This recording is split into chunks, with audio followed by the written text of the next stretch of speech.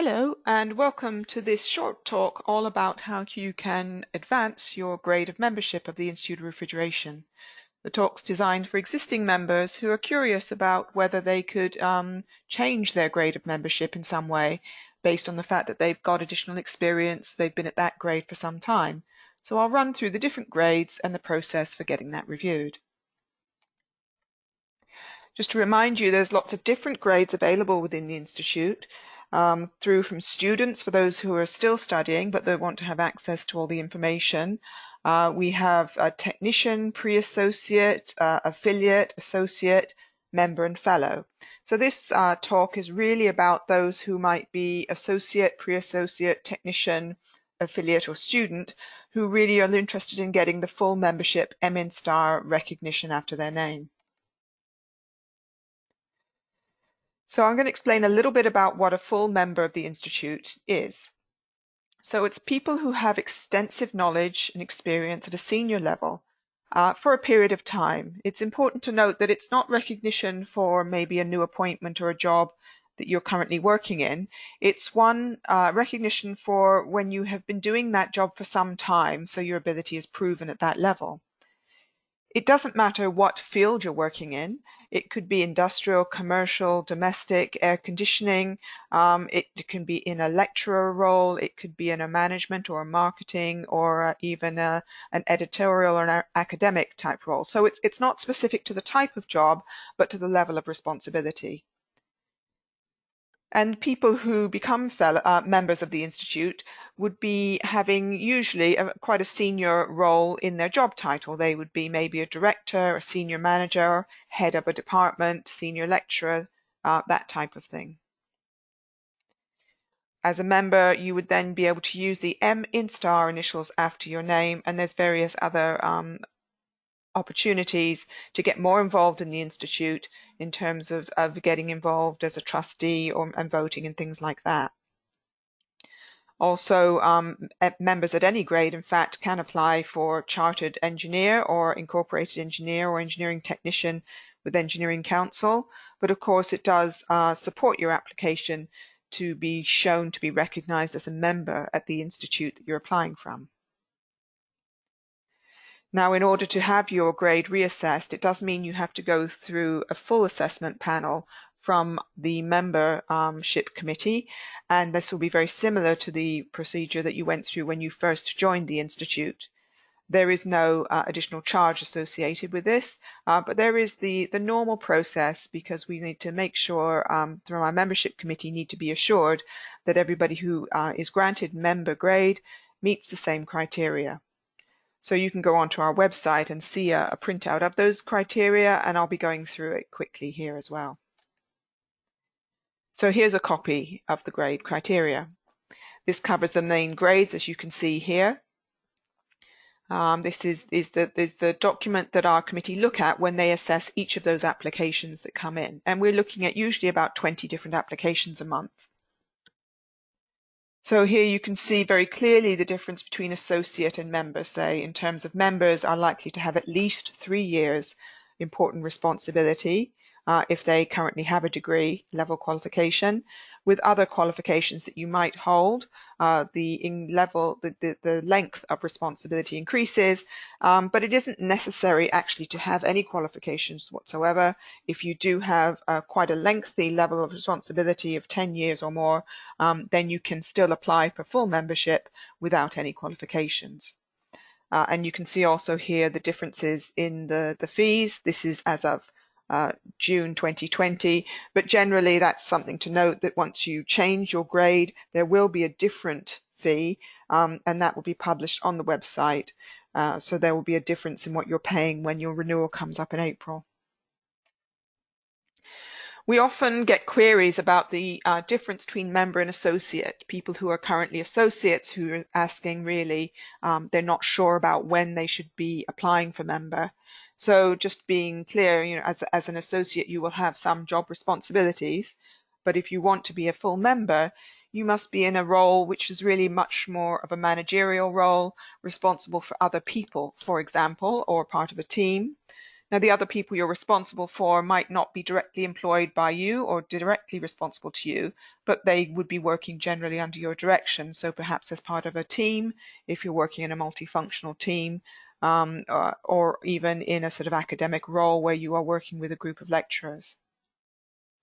It's really important that members can show that they have the technical knowledge at a high level in terms of design and understanding of the technology, as well as the experience in controlling and managing projects. And the number of years, as you saw in the criteria, is critical, that you are not just starting at that job, but you have some proven ability in it. Now, what's really helpful when you do complete an advancement form is that there's an area of the application forms that asks for professional experience. So rather than just looking at the job title, there is quite a long section where you can put some examples of how you're applying the technical knowledge, examples of the responsibilities that you have in your job work for the last few years, and also giving us some evidence about how you are involved in the industry, how you're engaging with the Institute or other organizations to make sure that those responsibilities are being executed based on up-to-date knowledge and a commitment to the sector. So there's quite a lot of words on the screen here, but this is just a copy of the explanation that's on the application form so that you're aware of what is put on there and you can consider that. You need to have some practical examples of the kind of things that you're doing that show that you're working at member level. So a few hints and tips based on some of the applications we've seen recently where the committee has struggled to identify whether somebody has sufficient experience to be a member.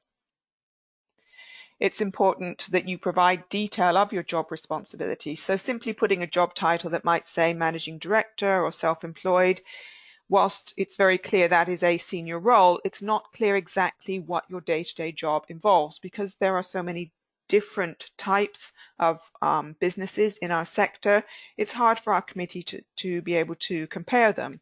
So it would be really helpful if you are working at that kind of job to give some lot more detail about the type of company, the size of the company, the type of work, the size of those jobs, the number of people that work there, and exactly what you personally are doing within that job, because there might be other directors who are doing other parts of work. So please provide as much detail, not just the job title. They also look at the committee for a complete career history. So even if perhaps the experience is outside of our sector, if you took a career break of some sort, it's really very helpful if you would detail exactly what you've been doing in order to allow them to see the full range of your experience. So don't just give most recent experience, but detail throughout your career. Also, people who have had different jobs in one company. For example, if you've worked in that company for 20 years or so, it's important to have your most recent job, but also to break that down into the different jobs that you've had. Perhaps you started as an apprentice, and then you became a lead, then you became a team manager, then a director.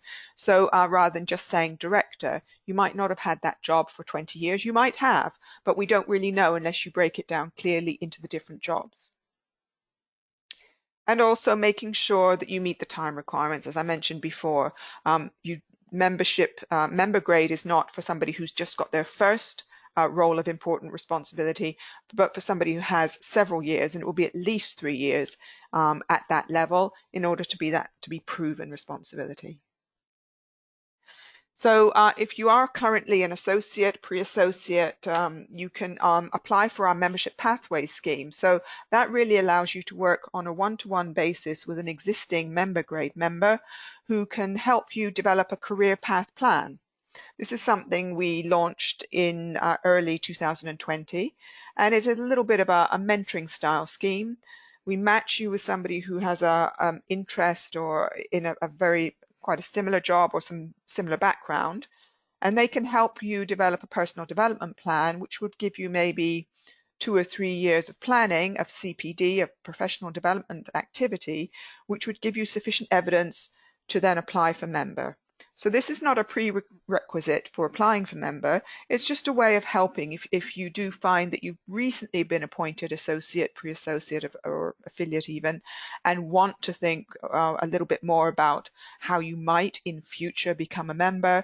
Perhaps again, if you've just had a promotion and gone from a more of a technician role and into your first management role, and you would really aspire to become a member of the Institute, we can match you with somebody who can really give you some advice on the types of things you should be doing, maybe the type of training or the type of development activities you should be engaging with to build that experience up. So if you're interested in that, do please email me, miriam@ior.org.uk, and I'll add you to our mentoring scheme and give you some more information about it.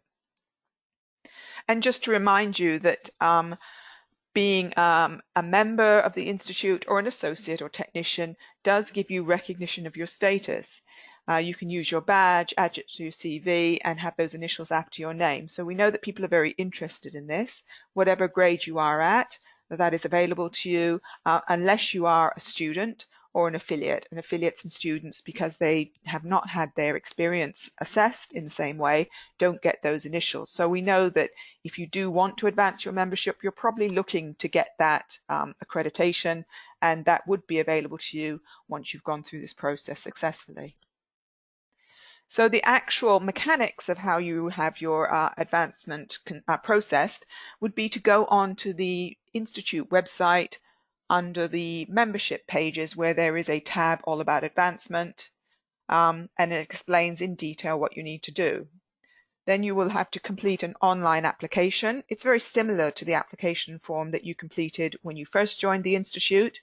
You already have a membership account on the website, so you just have to make sure you're signed in. And then you can go on to the online form, selecting IOR advancement of grading for existing members, and also ticking the box that says you're previously a member, so that you can enter your current membership details and date. And that really helps the committee to know what your current grade is, so what you're looking for. The only difference from the new member application and the advancement is that step 3 and step 4 are not required. If you're doing advancement, you don't need to pay the joining fee, and you don't need to pay the difference on the membership grade, because that will all follow in due course.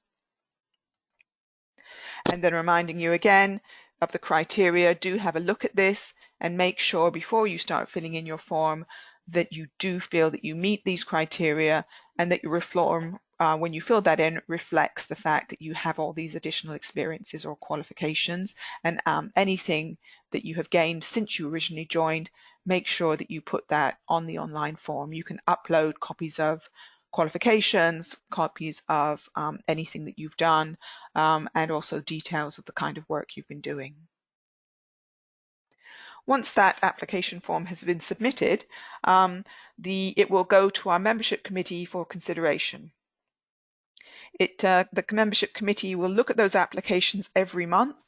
So normally, if everything is included there that's required, you will then hear in something like 4 to 6 weeks about the results of the advancement request.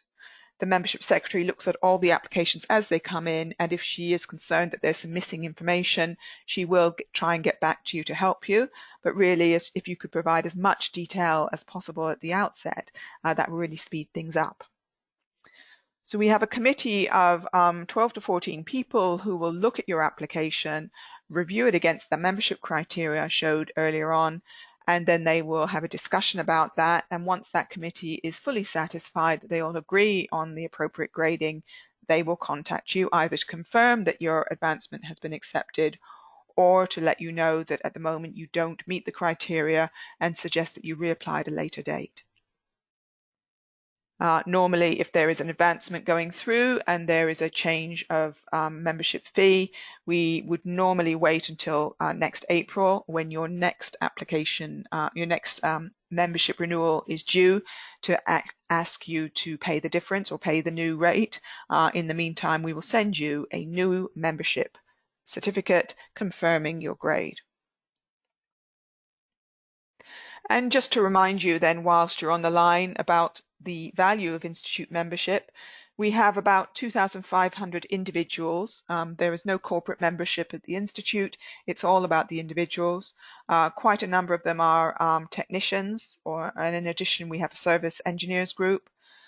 We have quite a few students and young people. We are trying to increase the diversity of membership and encourage more female members. So if you do have any colleagues that you think might be suitable to join, please do encourage them. But the most critical point here is that we have 6 members of staff, but really all of the material that the Institute produces, all of our activities are run by volunteers who are people like you, by our members. So we'd really encourage you to get more involved in the Institute. And of course, that does help your application as well, because you can demonstrate that you have been doing things for the industry through the Institute. So as a member, you have access to many different types of technical information from our website, but it's also emailed to you regularly. There's lots of e-learning programs, lots of end user guidance, so do keep an eye on what's going on the website. And of course, we offer lots of professional development opportunities, and these are important things that you should be doing and recording against your application. Things like attending events, going on our e-learning programs, taking part in webinars and things like that. You can get certificates for all of those, which builds up evidence of your commitment to your career and to the industry. Normally we would have a lot of regional events as well as international and national events. We also have a lot of online talks, so all of that continues to be available to you. And then finally, to remind you that as a member at any grade of the Institute, you are entitled to apply for Engineering Council registration. A lot of information about that is on our website. So please, if that's something you want to get, additional initials after your name, do have a look on the website and consider applying for Engineering Council. And we can put you in touch with people who've been through that process who can explain that to you as well. So that's the end of the presentation all about advancement. We do hope that this is something of interest to you. If you do have any other queries, please get in touch with us. Thanks for joining.